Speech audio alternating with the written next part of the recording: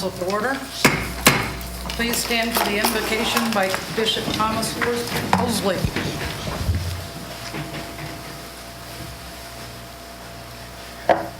Our Father, we thank you for bringing our city council back together again. And we ask, God, that you bless each and every one with clarity of mind, pureness of heart. You watch over them, protect them, and their families. In Jesus' name we pray. Thank God. Amen. Thank you, Bishop. Councilman Anderson, would you please lead us in the pledge? I pledge allegiance to the flag of the United States of America and to the republic for which it stands, one nation, under God, indivisible, with liberty and justice for all.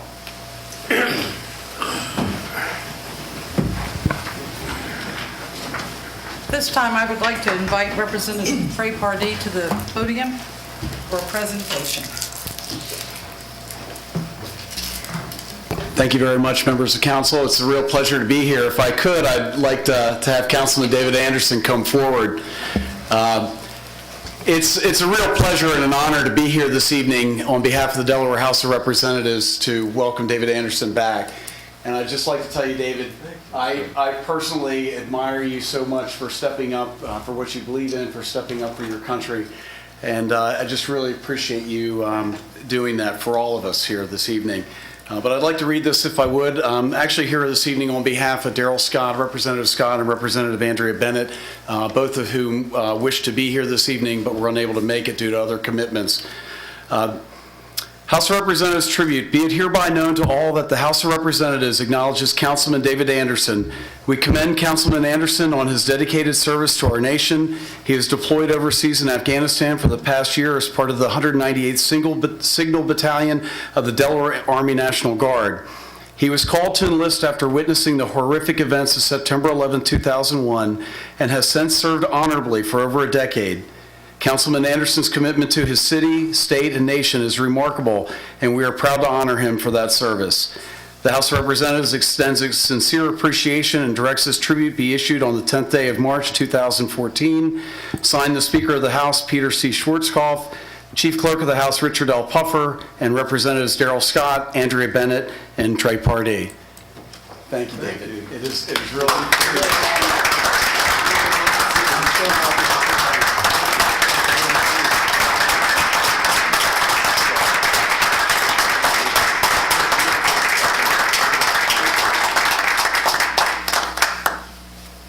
Thank you very much.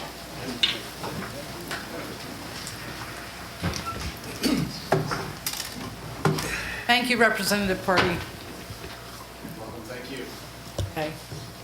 Again, Mr. Anderson, thank you for serving our country, and thank you. I'm so glad you're back. Glad to be back. I bet you are. Okay, gentlemen, you have before you this evening's agenda. Are there any additions or deletions to the agenda? Move for approval as presented. Second. Motion's been made and seconded. All those in favor? Aye. Opposed? Motion carries unanimously. We now have before us the consent agenda. Those items on the council agenda which are considered routine and non-controversial are marked with an asterisk and will be acted upon by single roll call vote of the council. There's no separate discussion on these items unless a member of council so requests, in which event the matter shall be removed from the consent agenda and considered as a separate item. What is the pleasure of council? Move for acceptance. Is there a second? Second. Madam Clerk. Mr. Anderson? Yes. Mr. Dixon? Yes. Mr. Lynn? Yes. Mr. Persa? Yes. Mr. Slavin? Yes. Mr. Hare? Yes. Mr. Hutchison? Yes. Yes, motion carries unanimously. First item on our agenda this evening is the presentation of the Planning and Community Development Annual Report. I'm going to invite Ms. Anne Marie Townsend, Director of Planning and Community Development, to present the report in less than 3 minutes. Okay. All right. I will say that the timer says 10 minutes, so we'll see how I do. If it wants to work. There we go. You have the actual report in the packet, so I'm just going to go through some highlights. Some major activities and accomplishments that were happening during 2013. Dover High construction, Garrison Energy Center. We had some key commercial vacancies filled with Redner's, Green Turtle, and Grottos. All of those actually took advantage of the new incentives that were adopted by council last year to help fill some of the vacant commercial buildings. We received honorable mention from the League of American Bicyclists for a bicycle-friendly community, and from the Governor's Council on Healthy Communities for being a Delaware healthy community. We also adopted the Safe Communities program and started the training associated with that. We are starting to see signs of economic growth. What I always observe is that if we have a busy year in the Planning Commission, typically the next year we do better on the permit side of things. So we had 10 more applications in 2013 than we did in 2012, which isn't massive, but when we're looking at a number of 34 to 44, that's pretty significant. So that's an indication that good things are on the horizon, I think. We have our rental permit and our business licenses are pretty consistent. I'm not quite sure on the left chart, I'm not quite sure what that spike is on rental permits. I'm having them look at the data again because it doesn't seem right. When I look at the revenue numbers, they should be pretty consistent. Permits issued, again, we're looking at an increase in the number of overall permits, in particular construction permits and fire prevention, life safety permits were up. So again, that's a good sign. Looking at new home construction, we dropped from 2011 to 2012 from 48 to 37, but then we were back up to 50 permits for new home construction in 2013. Our revenue for the fiscal year 13, we had almost $1.5 million in business licenses, which was an increase over the previous fiscal year.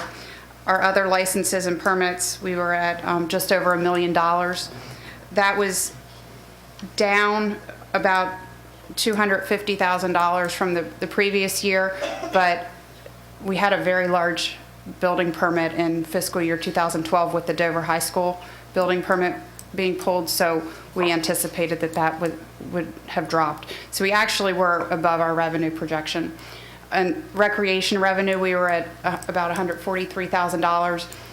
Our previous year's revenue was $112,000, so that was an increase. Code enforcement, we had just over 4,000 cases opened. Of those, 73% were initiated by staff. We track that because we want to make sure that we're being proactive and not responding primarily to complaints. So that's a good number. We'd like to keep it around 3/4, so we're close.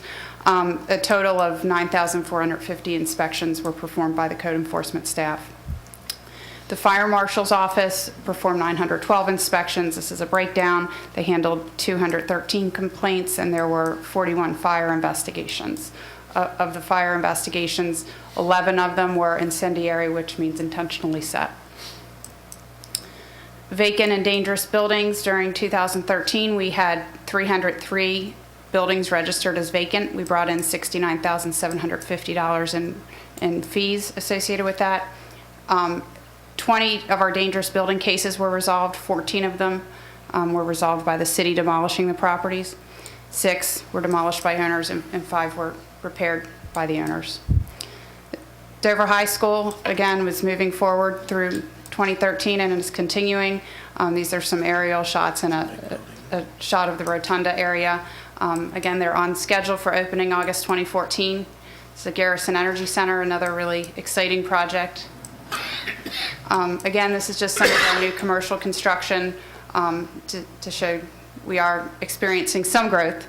In terms of recreation, we had over 53,000 people came into the Pitt Center. We had over 4,200 participate in our leagues, over 2,500 participating in the concerts on the green, and this is a breakdown of our revenue from our leagues. General recreation would be fitness classes, arts and crafts. We have our rentals, camps, sports, and our trips. Just some things that happened in Parks and Recreation this year, we moved the summer camp program that had been at Dover Park to Shooty Park. We expanded the hours and the number of weeks. It had been a 6-week program previously, and we expanded it to cover the entirety of the summer. It had also been only from 9 to 3, and we expanded the hours to cover the needs of working families. We expanded the number of sports camps that we offered, and we continued with Camp Small Wonder at Delaware State University in partnership with them. We expanded our league offerings. Our indoor field hockey, indoor women's lacrosse are growing. We've been growing our volleyball league. We have an over 40 basketball league, and then our softball leagues are kind of the big one. We started early morning fitness classes at 5:30 in the morning. We started that last January, and it was a success. We had a running class 3 days a week. It was successful enough that when the fall came, we added a Tuesday, Thursday morning, 5:30 a.m. boot camp class. We added fitness passes so that people can buy a book of passes and then go to classes as they want, rather than having to register for a whole session of, say, lunchtime yoga. We implemented open gym fees for non-residents who are non-seniors, and we collected just over $1,600 in 2013 from that. And then this is just a picture of some of the things that were going on. We had a cheer camp, again, fitness for everyone, arts and craft classes, concerts on the green. We had the governor here for our bicycle-friendly community celebration, and we actually hosted our first Bike to Work Day in May. We will be doing that again on May 14th. So anybody who's interested, feel free to bike to work, and we'll be having a celebration outside of the library at 8 o'clock. Mr. Dixon was there last year. I think the mayor was there. I think that's it, wasn't it? But come out this time. And that's all I've got. Well done, Mrs. 2.5 minutes left, I will state. Yes, very nicely done. Hold on. Let's see if you got any questions. Any questions from council? Mr. Anderson. I have to welcome you back that way. Madam President, if you would please direct this question to Mrs. Townsend. I would want to go back to the economic development piece. As I recall, the incentives expire 2015. I believe it is December 31st, 2015, I think is how it was written. And you would say that they've been a net positive during this trial period? I think so, absolutely. So would you think that in this type of competitive environment, we should investigate extending them? Absolutely. Thank you. Any other questions from Mrs. Townsend? None. Thank you so much.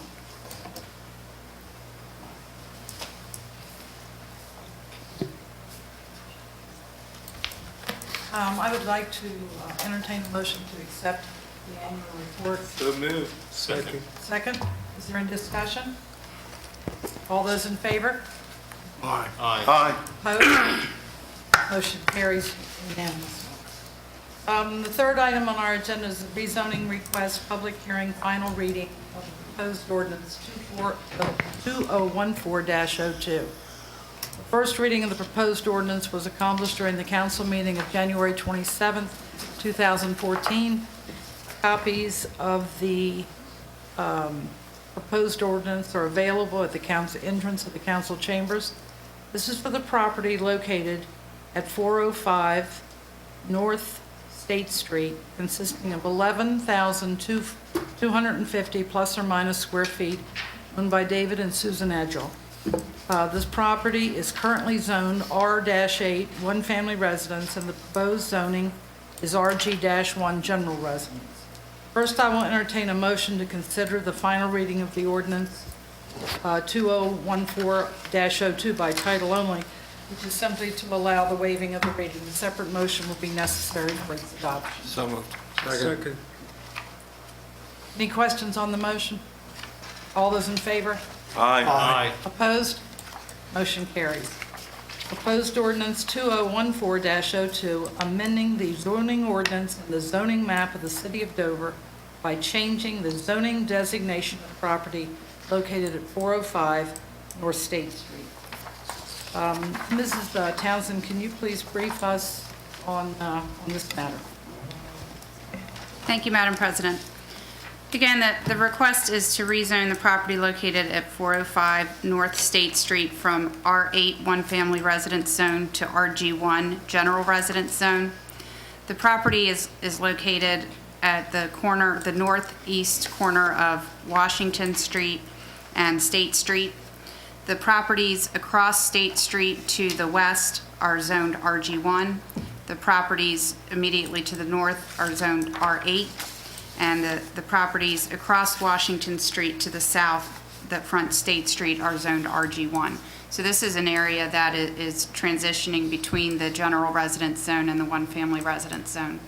The property is located within the Victorian National Historic District, and the RG1 zone is the residential zone that is widely used in the downtown area. The property is medium-density residential in the comprehensive plan. Both the current zoning and the requested zoning are consistent with that. On February 18th, the Planning Commission held a public hearing that was advertised, and at that hearing, no members of the public spoke with regard to the application, and the Planning Commission unanimously recommended in favor of the rezoning as submitted.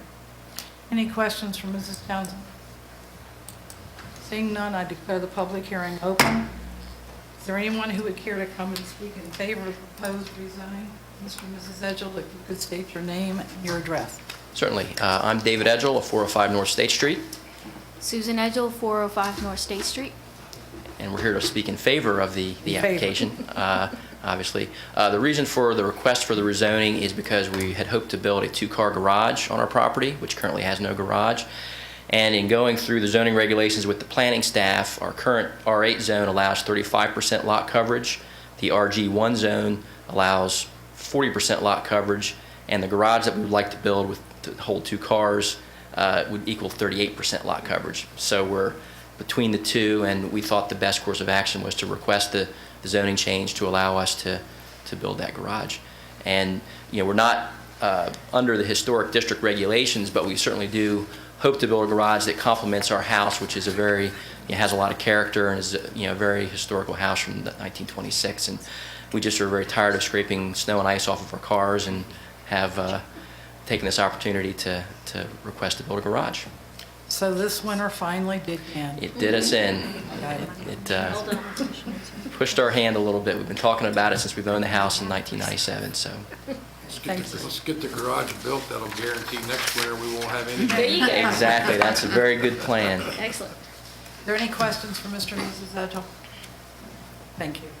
Okay, thank you. Is there anyone else that would care to step forward and speak in favor of this rezoning? Seeing no one, is there anyone who cares to step forward and speak against this rezoning? Seeing no one, I declare the public hearing closed. What is the pleasure of council? Mr. Lynn.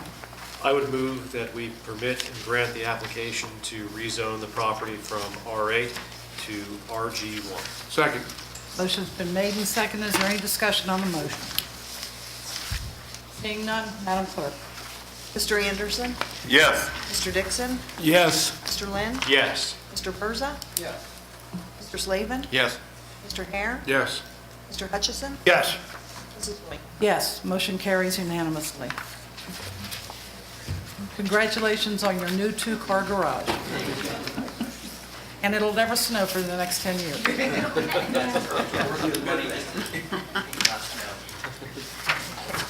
Good night, Bishop.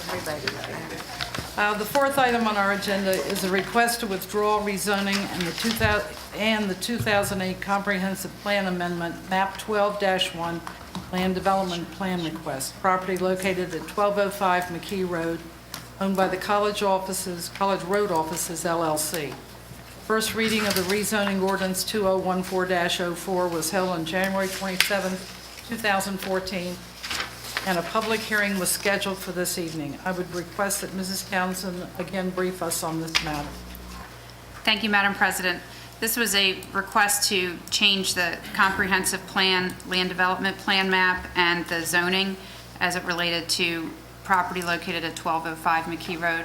Following the public hearing where several members of the public spoke out against the proposed rezoning and comprehensive plan amendment, the Planning Commission recommended against the comprehensive plan amendment.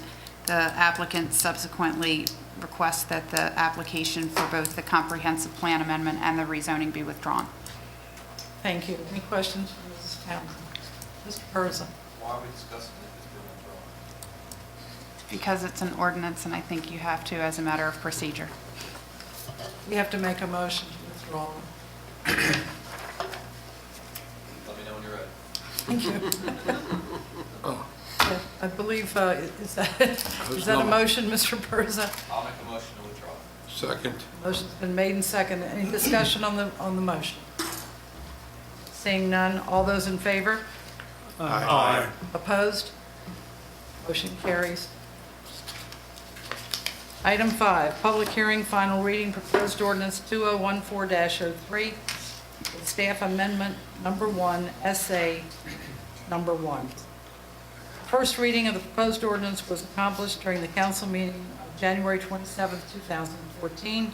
Copies of the proposed ordinance are available at the entrance of the council chamber. Since these are amendments to the comprehensive plan, a public hearing is required. First, I will entertain a motion to consider the final reading of the proposed ordinance by title only, which is simply to allow the waiving of the reading.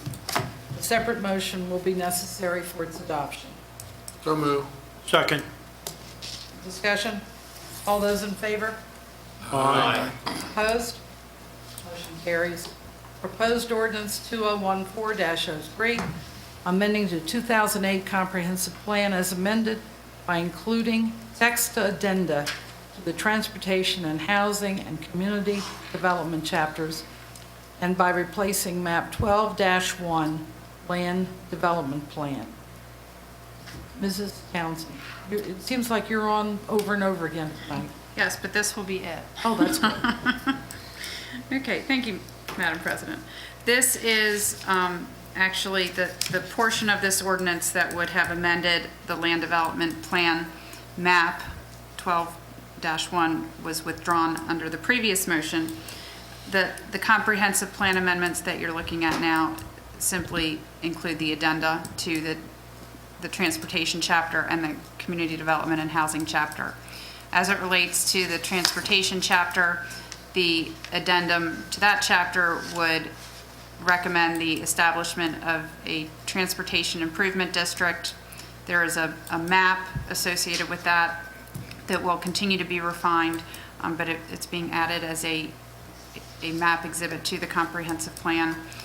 And the other piece is an addendum to the community development and housing chapter that would recognize the Restoring Central Dover plan that is currently being led by NCAL with assistance from the Wells Fargo Foundation. The intent is that once these studies are done, we'll be in a better position to do a more full update of the comprehensive plan. But for the Transportation Improvement District, it has to be in the comprehensive plan for DelDOT to proceed with the study. So with that, I would take any questions. Thank you, Mrs. Townsend. Any questions? Seeing none, we have the public hearing open. Is there anyone who would care to speak in favor of the proposed ordinance? Again, is there anyone here who would like to come up and speak in favor of the proposed ordinance? Seeing no one, is there anyone who would like to come and speak against the proposed ordinance? Again, seeing no one, I declare the public hearing closed. What is the pleasure of council? And, with regard to the staff amendment first, according to Ms. McCann. I need a motion regarding the staff amendment. So move. Second. Is there a second? Second. Motion's been made and seconded. Any discussion on this motion? Seeing none, Madam Clerk. Mr. Anderson? Abstain. Because I was still researching and have insufficient information. Mr. Dixon? Yes. Mr. Lynn? Yes. Mr. Persa? Yes. Mr. Slavin? Yes. Mr. Hare? Yes. Mr. Hutchison? Yes. Yes, motion carries unanimously. What is the pleasure of council in regard to the proposed ordinance 2014-03 as amended by the staff amendment? Move the approval. Second. Motion's been made and seconded. Any discussion on the motion? Seeing none, Madam Clerk, please call the roll. Mr. Anderson? Abstain. Mr. Dixon? Yes. Mr. Lynn? Yes. Mr. Persa? Yes. Mr. Slavin? Yes. Mr. Hare? Yes. Mr. Hutchison? Yes. Mrs. Wilson? Yes, again, motion carries unanimously. Now, this hasn't happened since you left, Mr. Anderson. Now we're doing all these unanimous roll calls and votes. It's great. All right, the next item on our agenda is the setting of property assessment appeals. Staff recommends May 26th through May 30th, 2014, from 9 a.m. to 4 p.m., and on June 2nd through June 6th, 2014, from 9 a.m. to 4 p.m., one evening if needed. Hearing times are subject to change. Does anyone have any questions about this? Seeing none, what is the pleasure of council? Move to accept the dates. Second. Motion's been made and seconded to accept the dates. Is there any discussion on the motion? All those in favor? Aye. Opposed? Motion carries unanimously. Item number 10, Horse Pond Substation Project Amendments and Evaluation of Proposal. Mr. Koenig, could you please brief us on this item? Thank you, Madam President. In the packet tonight is a 3-page action form that identifies a series of requests from staff with respect to the Horse Pond Substation project, and I'm going to try and walk you through all of them in the order I would like the recommendation to be made at the end of the discussion. For a number of months, staff has been working on the Horse Pond Substation Reliability Upgrade Project. This project was previously known as project number EE 1308. The fiscal year 13 project budget was $730,900. Based on the current bidding environment, cost of raw materials, and staff levels, it is necessary to amend the project budget and engineering services agreement so this project can be completed in a timely manner. This project is designed to upgrade the high side of the substation as two transmission line breakers. This project needs to be completed in the spring of 2014 before other transmission work gets underway related to the Calpine project. Otherwise, the project would most likely need to be delayed until 2015. As of this date, staff has prepared a detailed estimate, which is included on page 1. Current project budget of $761,770, with a revised estimate of $1,301,100 as detailed in the line items. In order to amend the project from $730,900 to $1,301,100, staff is proposing to forego several projects, including the 69 kV switch replacement known as Project 1408 in the amount of $80,000, the transmission line maintenance program project known as EE 1407 in the amount of $75,000, and also delay the General Scott switchgear project, project number EE 1312, and move $415,200 from that project into the substation budget. These projects will be rebudgeted in future years as necessary. Staff is recommending increasing the project budgets for project number EE 1408 from $7 $130,900 to $1,301,100 as detailed. The next issue to be addressed is related to the engineering services agreement authorized to Pike Energy Solutions LLC in February 2013 in the amount of $50,000. During the course of the project, city staff has needed additional assistance with a number of technical issues related to this project. We have negotiated a change order for the additional design assistance, as well as full-time assistance with the commissioning of the substation under a worst-case scenario. These changes will increase the engineering services agreement to $165,000, as indicated in the revised project budget estimate. Second recommendation staff is seeking is to authorize the city manager to execute the necessary amendments to engineering services agreement for the Horse Pond substation with Pike Energy Solutions LLC from $50,000 to a not-to-exceed amount of $165,000 based on time and materials for design assistance and commissioning-related services.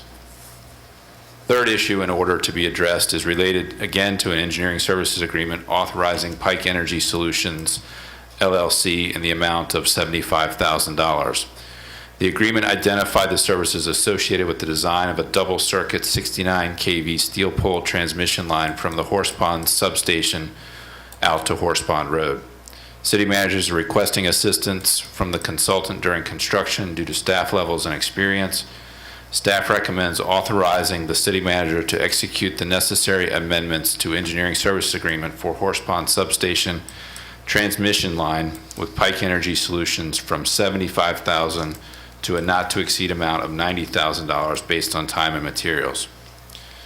Fourth issue relates to proposals received for the construction contract related to the Horse Pond transmission fold-in.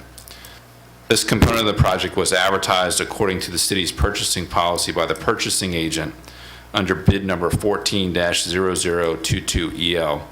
4 proposals were mailed out and we received 2 back from various contractors through the local advertisement. The proposals were evaluated on a best value scenario using industry obtained experience and judgment. Offers are to provide sufficient documentation for each evaluation factor or statement why requested information cannot be provided. City of Dover used submitted information to evaluate the offers proposals, past performance on similar projects, and overall company goals and industry reputation. Summary is as follows. In the table identified on page 3. Again, the original project budget for this work was $150,000, which was a subcomponent of the overall project. The results of the proposal have been discussed with Pike Energy Solutions, and the conclusion of these discussions indicated that timing and the amount of transmission line reliability project work being awarded within the region have substantially increased the cost associated with this work. Staff recommends awarding a contract to C.W. Wright Construction in the amount of $550,000 in response to bid number 14-0022EL. Turn back to page 1 under the recommendation, on the recommended action. That is a summary of the 4 recommendations I've identified throughout the action form. I'd be happy to answer any questions. Any questions for Mr. Koenig? Mr. Koenig, I have a question. Yes, ma'am. What's the repercussion of delaying that 69 kV switch? The projects that are being proposed to delay are less of an issue than delaying the Horse Pond Road upgrade of the substation. The way that the 69 kV switches has worked in the past is we typically buy the switches in one fiscal year and then we install them in the second fiscal year. So the switches that we would be installing right now were purchased last fiscal year, and then we buy the switch for the following fiscal year. So we would have to rebudget the switch replacement at the earliest possible time, most likely fiscal 15. What would happen if that switch was not replaced? The switches they try to replace them obviously before they fail.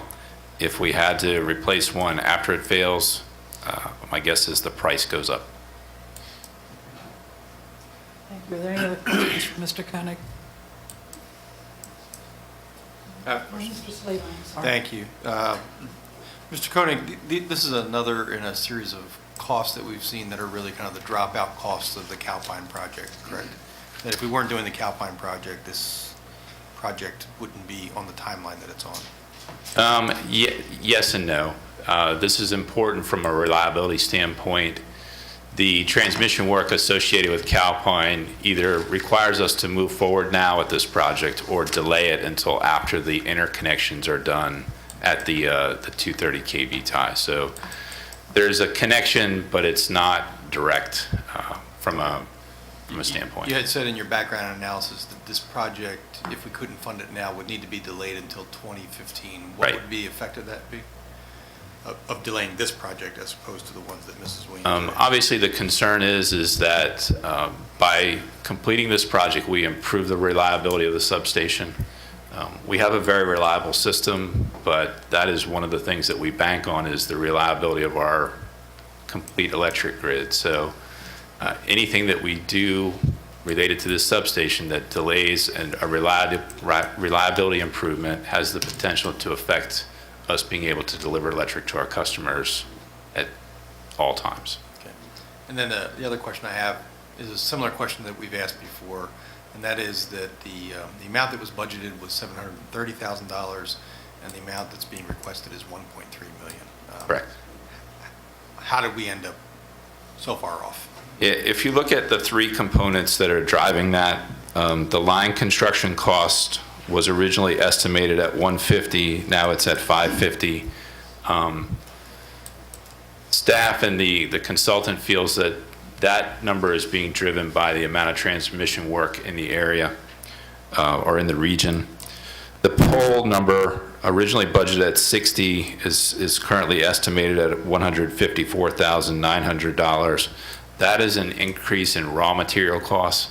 That is probably an increase that we should have anticipated when we looked at the budget coming into this year, but the project budget was not adjusted for that. And then the third increase that's really driving this is the additional cost of engineering. We have a new engineer that's working on this project. He has needed some assistance as he's moved through the project, checking design calculations and things like that. And then our original engineering estimate did not include commissioning of the substation, which is estimated in that 165 at about $65,000. What we have found is that we need the outside assistance from these third-party engineers to make sure all the settings of the substation are working correctly and to really verify that the substation is working as designed and how we expect it will under all types of load, low load, high load, oscillating loads, all those types of things. So those are the three driving components of that cost increase. Thank you. Any other questions for Mr. Koenig? Mr. Hutchins? Looking at the current project as it is today, if you had to go back and do it again, could we do a better job on getting better estimates than we certainly have this time? Yes, I think from a standpoint, especially on these large projects, we've got to improve our project management ability, which means we may be spending additional money upfront on the engineering and estimating that we have not done in the past because, as a number of you have articulated to me, it is uncomfortable being in this position. It is not something that staff wants to be in. It's not something that council wants to be in. So we've got to look at the CIP going forward to make sure that we have money to finish these projects once we're into them. Because in every case, we're bumping something. We're either bumping a small project or in some cases, we're bumping a large project. So Mrs. Mitchell and I have talked. She has expressed her frustration with the issue of project management and how we're not coming in on some of these project budgets the way we should be. So we're going to be tightening that up as we move forward. Well, I think that's every single council person sitting around here tonight, the mayor as well. As we look at future projects, we've got to really get a better estimate. Yes. Thank you. Any other questions? I have just one follow-up comment. And, my concern is not that the estimate's off, it said the estimate's off, and we're displacing projects for which we only have estimates, that this is starting to leak into those estimates. And I'm wondering, what's the efficacy of those estimates? Because if we're deferring projects that are what we think are $600,000, we may be deferring projects that are going to come in at 1, 1.1, 1.2. And it's just a comment, it's not a question. Thank you. What is the pleasure of council?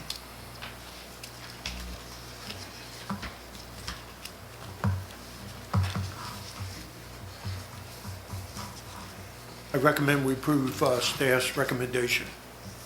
Is there a second to that motion? Second. Motion's been made and seconded. Any discussion on the motion? Mr. Persa? I'll wait and see how it goes. Any other, there's no discussion? All those in favor? Oh, I'm sorry. Aye. Roll call. Roll call. Mr. Anderson? Yes. Mr. Dixon? Yes. Mr. Glenn? No. Mr. Persa? No. Mr. Slavin? No. Mr. Hare?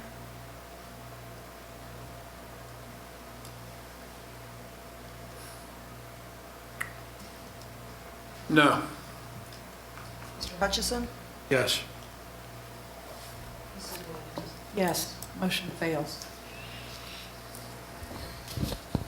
Next item on our, I don't want to be done yet.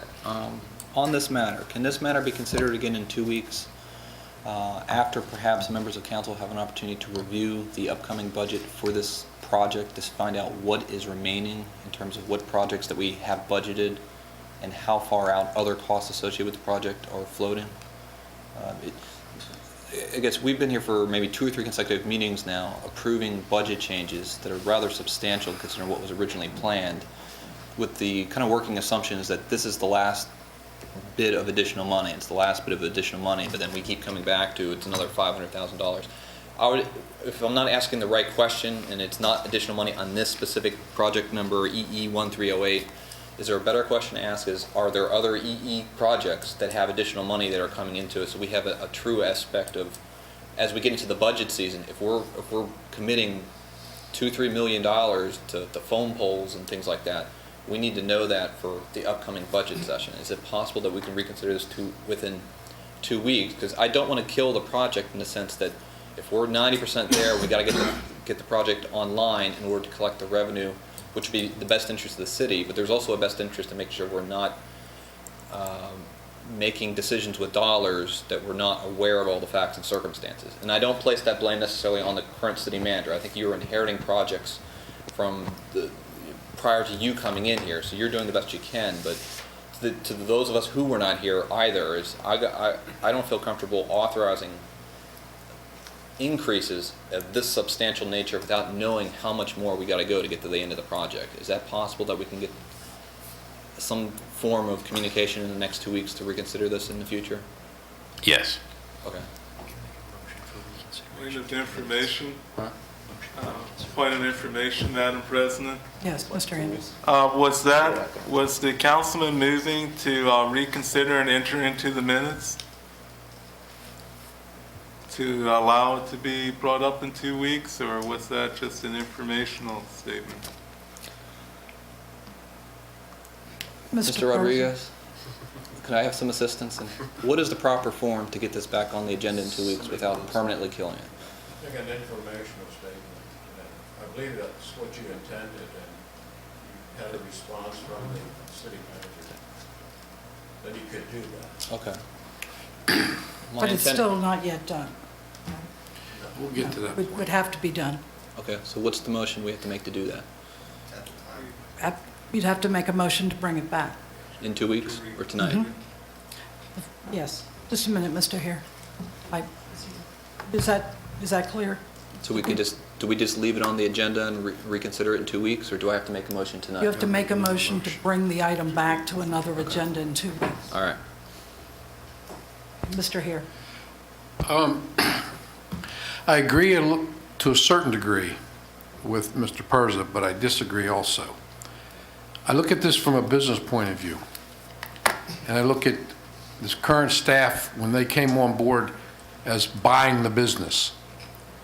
And now, what they're saying is, oh, we bought the business, but we didn't know we had to spend all this money. Well, we have to know, as Mr. Perza said, is this the last time? Or is a month going to be the last amount of money? As Mr. Lynn and Mr. Slavin said, we're last call, and it's to death. Now, is this based on everything the staff knows? This is all the money we're going to need to finish this project, period. Because there's people out there doing this work, and they keep coming back saying, we want more money, we want more money. Wait a minute. At what point are you going to drive us into bankruptcy if it's your business? If it's your business, you know what's being spent to improve your business. So now, if this is the last, okay, but if they come back with another one, then it's time we start considering, gee, doesn't our staff know what's going on? I mean, hold your people that are doing the work, the contractors, hold their feet to the fire. Say, look, guys, you keep coming back, you keep coming back. Forget it. Get out of here. We'll get somebody else. So I don't have a problem bringing it back, but as Mr. Perza said, and it's been said earlier, one more time. We just need 50 more thousand. We just need 100 more thousand. We just need this. Let's get a list of everything we need to finish the project, so we know how much money's got to be spent to finish the project, period. You wouldn't go into business not knowing, so let's make sure we know what we're doing here. Thank you, Ms. Beer. Mr. Perza, are you prepared to make a motion regarding bringing the item back? My application would be to, well, first of all, Mr. Koenig, is 2 weeks sufficient for that, or is it more appropriate to do it in 4 weeks? How much time would it be to forecast an anticipated resolution of the project, cost-wise? I've got to get moving, so I'll have to be back here in 2 weeks. Is that 2 weeks? I have to be back in 2 weeks. Okay. Then the application would be to reconsider the matter in 2 weeks, just by adding the item 10 onto the March 24th agenda. Is there a second to that motion? Is there any discussion on the motion? All those in favor? You got a question? I'm sorry, is there a question? Just Mr. Land. briefly, I'll be voting against it, but it's a no. It is not meant in any way to reduce what I believe to be a valid compromise suggested by Mr. Perza. Mr. Perza once suggested, and I thought at the time that it was a strange word choice. He was trying at the time to prevent council from going into projects, and the term that he used was siphoning off money. And at the time I thought that it was a strange word choice, but in retrospect I think he was absolutely right. And what's happening here and what continues to happen here is we're siphoning off money from other necessary city projects to fund this project. And this is this isn't going to be the last time. I understand there's telephone poles that need to be moved. That's going to cost more money. We're taking $70,000 from one project, 80 from another, 419 from a third. We've taken money from the streets project. We've taken money from the inflow and infiltration project. I mean, how many other funds are we going to rob to pay for this project? So while I applaud Mr. Perza's suggestion that perhaps a little bit more thought needs to go into this, I'm just not going to support robbing other funds to support this project anymore. So, thank you.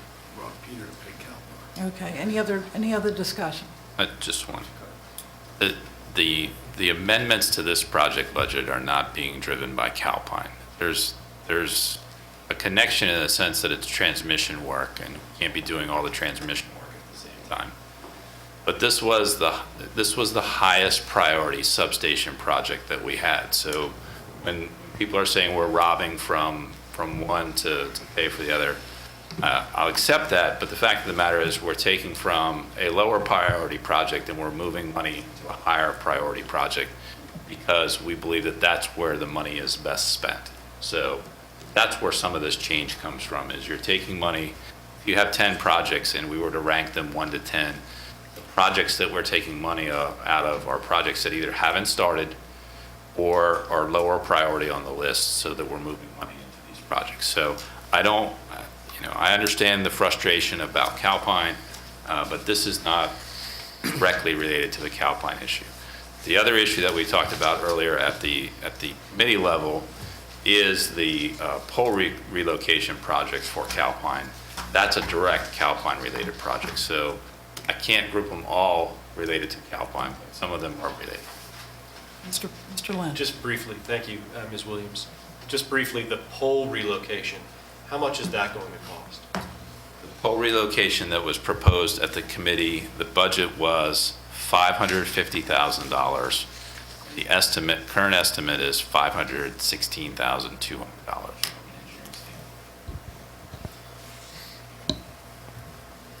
Mr. Slavin? Thank you, Ms. Williams. While I appreciate your comments, Mr. Koenig, I don't think we're talking about decommissioning discretionary projects. I think we're talking about delaying projects that are critical to our infrastructure. And there's a big difference there, is that eventually we have to get to those lower priority projects. These aren't the nice to have things. These are the things that at least we've been told we have to do. I agree. Mr. Persa? I guess my only follow-up comment is I have no concern with the city ranking this number one on the project list. I just think as a group, we don't have the information necessary to say yes, proceed at this point without knowing what we're saying yes to. If by saying yes to a $500,000 change, ultimately we're going to have to finish the project. I think that's coming, but that's going to have consequences as to what is going to impact the rest of the city infrastructure, and I think we need to know what that impact is going to be. I just don't have a sense. I guess I personally am not comfortable with knowing how much is left in the pipeline in comparison to what it's really going to cost versus the budgeted amount. And that's what I'd like to get a grasp on. Administratively, if things got to be moved around, that's how they are. But I think at this point we don't know the answers to those questions, so it's difficult to make that decision without knowing the answer. Mr. Anderson? Thank you, Madam President, or Chairman. Just for the record, I think the concerns are very valid, and it's just obvious that there's going to have to be reforms this coming year when it comes to the estimates we're making. The reason why I do support this is because we can't stop this project in the middle of it. It is a critical project. I remember, was it a year and a half ago, Mr. Coney, when I sat in your office and we discussed in depth the different infrastructure projects. This was one of the ones that was considered critical. And it's, and I am hopeful that regardless of what they cost, we actually have before us the true cost in the future, and I'm sure that's going to be worked upon. Because that's just getting to be when you start reading through minutes and you see these numbers and a group at a time, they start getting pretty staggering. Because I know when I looked at them, you're talking the last several months, somewhere around 7 figures of budget adjustments and cost overruns and unexpected costs, and obviously the city has to move differently, but that shouldn't get in the way of us finishing this. Wise man once said that no man builds a tower without counting the cost, because if he doesn't finish it, basically it will become a laughingstock. If the city needs to take that ancient advice when it comes to its cost estimates. And actually, Mr. Anderson, one of the things driving this happens to be a tower, a water tower. Mr. Hare?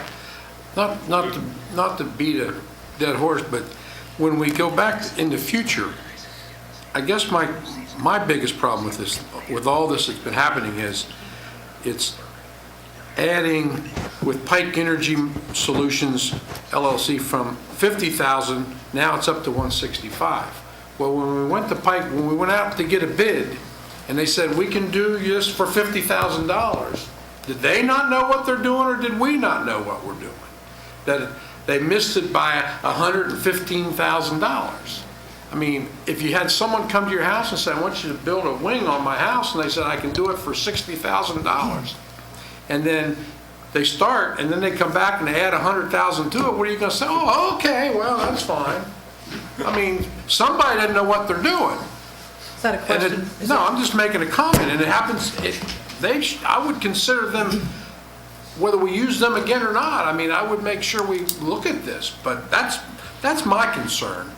And Mr. Lynn has brought up some good points, Mr. Slavin too, and I've looked at it the last couple of weeks, and I'm going to say something I don't say that often, but I agree with Mr. Lynn and Mr. Slavin. Mr. Slavin, I hope you're taking note of that. Happens so rarely. I know. In defense of the estimating, and maybe you can help me out, Mr. Koenig, but it has to do with the timing of the estimates. These estimates are prepared as part of a budget preparation project that dates back Years. well over a year ago, 18 months ago, and I think it can be very difficult to predict some of those costs. I think what you're hearing from us is there may need to be an interim step somewhere along the line between when we make that initial estimate and prior to going to market, so that we all kind of can true those numbers up and know what they are. And I don't disagree with that, but the 75 to 90, okay, yeah. But 50 to 165, that's a big miss. Yeah. I don't know if you want me to answer that or not. Well, it's up to you. You're going to do it one way or the other. In the 50 to 165, 65 of that additional is services that were not in the first agreement. They're related to commissioning. Okay, but you didn't So- put that in here. You didn't, see, that's like Mr. Purdy, we don't have the information. It's just saying you want to take the initial 50 to 165. You didn't add. I was trying to get it all on one page. I have one last question for you, Mr. Koenig. Yes, ma'am. With the specificity that council's now requesting, I'm going to ask the same question Mr. Burns asked. Can we have this in 2 weeks? We're going to be back here in 2 weeks. Doesn't really matter.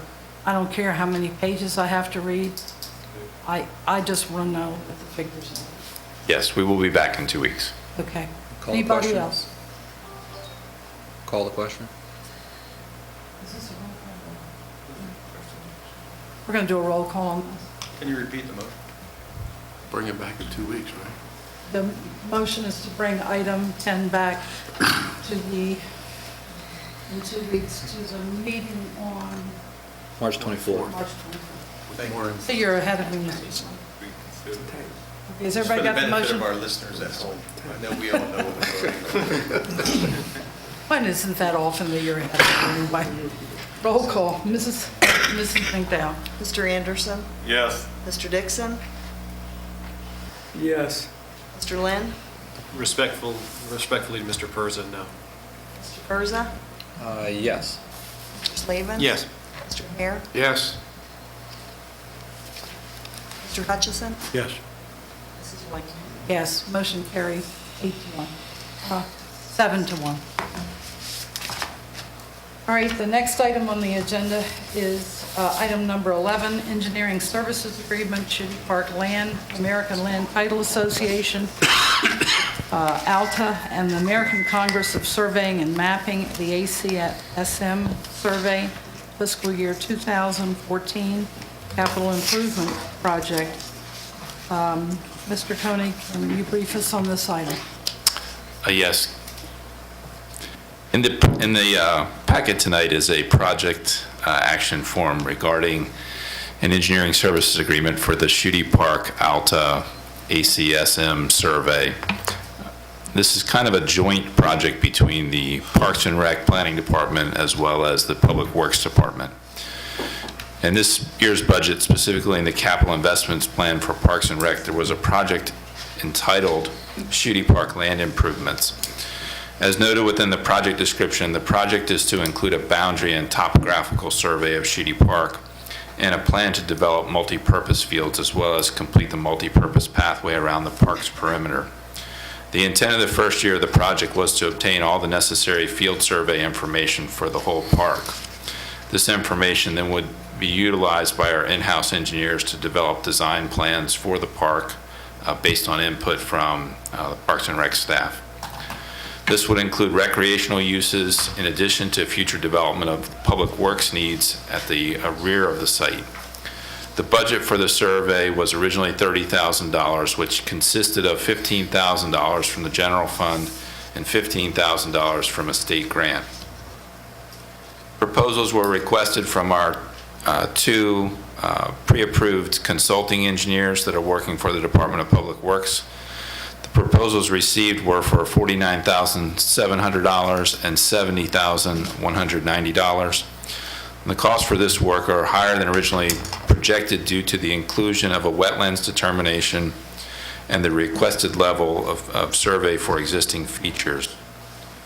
With as-built requirements for the newly constructed production well, as well as site planning necessary due to environmental and NEPDES permit concerns at the Water Street property, we believe it's the most effective use of funds to do the survey as indicated, rather than having to remobilize a survey crew at a later time to capture additional components. Again, the increased cost, we have developed a way to pay for this, including the potential for not getting the grant. If you'll turn to page 2, the $49,700 price proposal can be accommodated within the Public Works budget from savings from several pieces of equipment that have been purchased this fiscal year, as well as some reduced cost related to a project that was pre-authorized by council related to engineering design of the Denny's Road water crossing. So we have identified projects within the department's budget and purchases that can be reduced to offset the increased cost of the survey, even including the potential of not getting the proposed grant. So in summary, we would request council authorize us to execute the engineering services agreement. We are still working with the planning office staff to try and obtain the grant, and we're going to try and delay this work until we have an answer, yes or no, on the grant. But we believe that the additional funds identified provide a better project than we originally anticipated.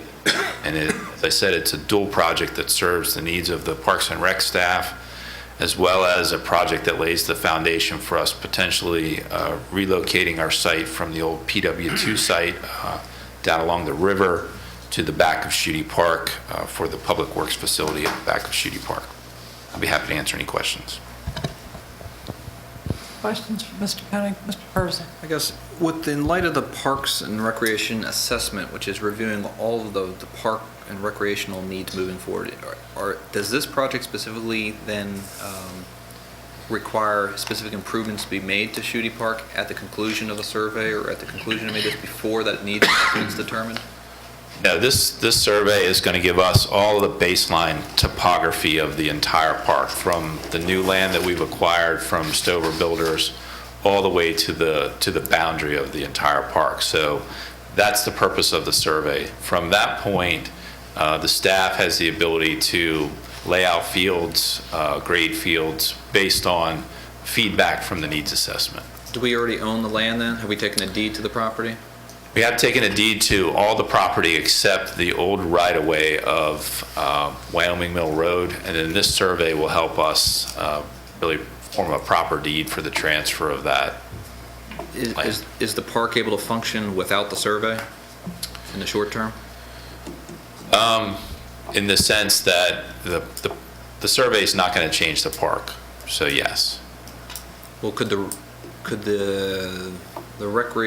park's recreation survey, could that determine what improvements are made to the park if it's concluded that we aren't going to do fields, or we aren't going to do this or that? I don't want to spend $70,000 on a survey if we're not sure we're going to do any recreational improvements on the park. Is the survey more for the recreational side, or is it for the environmental water relocation side? It's $49,700. It's to identify all the property boundaries and all the existing features of the land. So it's completely independent of the recreation needs assessment. Okay. For example, I think it's roughly 12 acres that was deeded to us from Stover. Right now, those are unlaid out fields. They're ungraded. So this survey will find those in space for us relative to the rest of the park, and it'll give kind of a baseline piece of paper for any future planning of the park to be done on. Okay. Mr. Lynn and then Mr. Dixon. Just so if I can understand it and kind of clarify what I think is Mr. Perz's question, is that the survey is to determine not only the territorial boundaries and the topography of the park, but also to develop the property description for inclusion in the deed to the right-of-way. In addition to that, it's going to help us lay out all of the fields that are going to be used in Shooting Park. So I guess to distill his question down, what it is if the survey conducted by Parks and Recs comes back and say no one's using the fields at Shooting Park, then we've just wasted the money, kind of spending this money to lay out the fields that the survey would later conclude no one is using. But I think that regardless of that, we still needed to do the property description for the deed, and we just generally need to know the territorial boundaries of the park. And then there is a question buried in here somewhere, and I think that is it, and this is probably directed more to Anne Marie than to Scott, people are using these fields. Is there any chance that the survey is going to come back and say, and by the survey I mean the other survey, the Parks and Recs survey, is there any chance that that's going to come back and say that no one is using these fields, and is that a possibility? I don't see that as a possibility. We did actually talk about should we delay this, but we know that the information that we obtained from the Alta survey, the land survey, is going to be important no matter what we do, whether we expand fields or whether we don't expand fields. So we need it one way or another, both for the public works operational side of things and for whatever we decide to do. This does not begin to lay out fields. It doesn't begin to do any of the site planning associated with that. That part of the project will be delayed until after the needs assessment is complete. Thanks, Anne Marie. Thanks, Scott. Mr. Dixon. I've lost my question. Okay. Sorry. Any other questions? Seeing none, what is the pleasure of council? Mr. Lynn. Just move to approve staff's recommendation. Is there a second to that motion? Second. Motion's been made and seconded. Any discussion on the motion? Seeing none, Madam Clerk. Mr. Anderson? Yes. Mr. Dixon? No. Mr. Lynn? Yes. Mr. Persa? No. Mr. Slavin? Yes. Mr. Hare? Yes. Mr. Hutchison? Yes. Yes, motion carries 6-2. Final item on our agenda tonight is council members' announcements. Does anyone have any announcements? Mayor Doak. Thank you. Just want to let everybody know St. Patrick's Day Parade is on Saturday, this Saturday coming, at 2 o'clock. So please come out and enjoy the festivities of the St. Patrick's Day on Lockemer Street in Dover. Thank you. Thank you, Mr. Mayor. I would entertain a motion to adjourn into executive session. So moved. Special council meeting, not executive session. So moved. Is there a second? All those in favor? Opposed? Thank you.